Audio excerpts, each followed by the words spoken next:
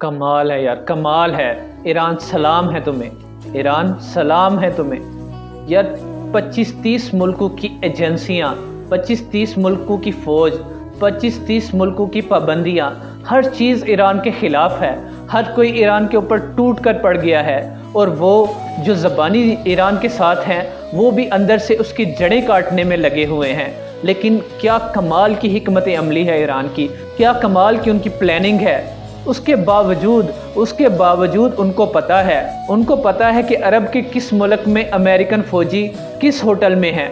उनको एग्जैक्टली पता है कि किस होटल के किस कमरे में बैठे हुए हैं। उनकी इंटेलिजेंस इतनी कमाल की है, उनको एग्जैक्टली पता भी चल जाता है और वो वहीं ड्रोन फेंकते हैं और उनका ड्रोन इंटरसेप्ट भी नहीं होता और अमेरिका के फ़ौजी भी मर रहे हैं। अमेरिका के कौंसल खाने पे भी एग्जैक्ट हमले हो रहे हैं, उनके अड्डों पे भी एग्जैक्ट हमले हो रहे हैं। इसराइल में भी उनकी इंटेलिजेंस इतनी कमाल की है कि उन्हें पता है कि नेतन्याहू कहाँ है, आगे उसने कहाँ जाना है।